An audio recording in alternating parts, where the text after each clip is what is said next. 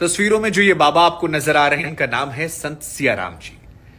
संत सियाराम जी के बारे में आपको जानना समझना चाहिए और उसके पीछे कई सारी वजह। एक वजह तो यह है कि धर्म आस्था के नाम पर बहुत सारे लोग खिलवाड़ करते हैं। ऐसे में अगर आप असली संतों को जानेंगे तो सनातन परंपरा की तरफ आपका झुकाव जो है वो ज्यादा देखने को मिलेगा। दूसरा, इनके बारे में कई बातें ऐसी हैं जो आपको अचरज कर सकती हैं। क्या ऐसा कैसे संभव है? मसलन 110 साल की उम्र में बिना चश्मा लगाए, देखिए हमको इसी उम्र में लग गया है, बाबा जो हैं वो रामचरितमानस का पाठ करते हैं। और ये हैरान करने वाला है क्योंकि 15-16 घंटा ये पाठ करते हैं और इनकी आंखें जो हैं पूरी तरह से दुरुस्त हैं, एकदम सही से ये अनुवाद करते हैं। और इनके पास जो लोग जाते हैं वो इसे देखकर स्तब्ध हो जाते हैं। और इसीलिए बाबा की ख्याति जो है वो सिर्फ मध्य प्रदेश तक नहीं है जहां पर ये हैं। मध्य प्रदेश के खरगोन जिले में नर्मदा के तट पर बाबा का आश्रम है, लेकिन अब ये विश्व विख्यात होने लगे हैं। दूसरी बड़ी बात यह है कि बाबा जो हैं वो केवल एक सफेद लंगोट पहनते हैं। मतलब कोई भी मौसम हो, चाहे बरसात का, गर्मी का, या जैसे अभी हाड़ कपाने वाली ठंड है जिसमें हम और आप अंदर स्वेटर, जैकेट, इनर तमाम चीज पहनते हैं, बाबा कुछ नहीं पहनते, खाली एक सफेद लंगोट। और अपने आप को उन्होंने इस तरह से ढाल रखा है कि वो प्रकृति के साथ ढल गए हैं। अब बाबा के उम्र के बारे में 110 साल कहा था, कई मीडिया रिपोर्ट्स कहती है 100 साल के हैं। हालांकि मोटा मोटा जो सारी रिपोर्ट्स आप देखेंगे तो वो 110 साल नजर आती है। अब आते हैं बाबा जी की उम्र और उनके नाम को लेकर। सियाराम, ये अपने आप में नाम जो है अद्भुत है क्योंकि सीता और राम को मिलाकर सियाराम होता है।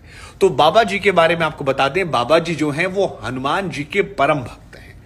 और ये कहा जाता है इनके बारे में कि 12 वर्षों तक बाबा जी ने मौन व्रत धारण कर रखा था, यानी कि किसी से कोई बात वो नहीं करते थे। 12 वर्षों की तपस्या, मौन धारणा के बाद जब उनकी जिह्वा से पहला शब्द निकला तो वो शब्द था सियाराम। हनुमान जी भी सीताराम की पूजा करते थे और सियाराम उनके मुंह से निकला। और उसके बाद जो वहां भक्त आते हैं उन्होंने बाबा को नाम दे दिया सियाराम बाबा। अब जहां तक बाबा की उम्र की बात है तो कई मीडिया रिपोर्ट में से 100 साल बताया जाता है। हालांकि कई सारे पुराने आर्टिकल्स को जब हमने खंगाला, देखा, समझा, जाना तो उसमें निकल कर आता है कि बाबा जी की अभी करंट एज जो है वो 110 साल की है। बाबा जी का शरीर जो है वो उम्र के हिसाब से ढला है, लेकिन आंखों में तेज और भक्ति को लेकर जो डेडिकेशन है ये स्तब्ध करने वाला है।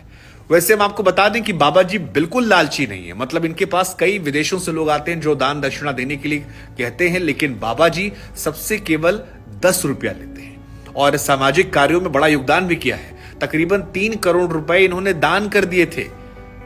तो ये भी एक महिमा है संत की कि संत का हृदय कितना दयालु होता है, करुणा वाला होता है और बिल्कुल लोभ लालच से वो दूर रहता है। बाबा जी के बारे में एक और खास बात जो आपको जाननी चाहिए वो ये कि इस उम्र के पड़ाव पर भी वो स्वावलंबी है, यानी अपने दैनिक दिनचर्या के सारे काम जो हैं वो खुद करते हैं और किसी पर निर्भरता उनकी नहीं है। ये भी अपने आप में स्तब्ध है। नहीं तो बहुत सारे बाबा ऐसे होते हैं जो बहुत सारे चेले चपाटाओं से घिरे होते हैं, लेकिन बाबा जी के साथ यहाँ ऐसा नहीं है। तो ये भी एक अच्छी चीज हमको लगी जो हमें लगा आपको बताते हैं, आपको जानना चाहिए।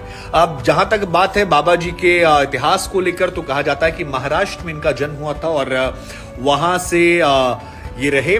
पढ़ाई वढ़ाई बहुत ज्यादा नहीं की थी, लेकिन फिर एक स्वामी जी इनसे मिलते हैं और उसके बाद इन्होंने परिवार का मुंह त्यागा, जीवन ईश्वर को समर्पित किया और हिमालय में बहुत दिन रहे। और उसके बाद जब लौटे तो फिर आकर नर्मदा के घाट पर यहां पर बस गए। यहीं पर इन्होंने अपना आश्रम बनाया है। यह भी कहा जाता है जब बाढ़ आई थी नर्मदा में, उस दौरान खड़ेश्वर पूजा कर रहे थे और नाभि के ऊपर तक पानी आ गया था, लेकिन बाबा जी जो थे वहीं पर बने रहे, डटे रहे। और अभी भी देखिए आप इनको, आप स्तब्ध हो जाएंगे। लेकिन मेरे लिए जो सबसे हैरान करने वाली चीज है वो ये कि बाबा की आंखों में कोई दिक्कत नहीं है और ईश्वर की चमक, ताकत जो है, उस ईश्वर की भक्ति में शक्ति दरअसल बहुत होती है और ये नजर आता है। गर्मियों में कूलर नहीं चाहिए, सर्दियों में ब्लोवर नहीं चाहिए, लालच नहीं है, मोह नहीं है। सारा जीवन जो है वो सीताराम करते हुए सियाराम बाबा का गुजर रहा है। और इनको देखकर हमको लगता है कि सनातन परंपरा को मानने वालों को, ऐसे लोगों को जानना चाहिए, तभी धर्म का बढ़ावा होगा। और आइए हम और आप जानें और नमन करें सियाराम बाबा को और वीडियो शेयर करें ताकि और लोग जानें।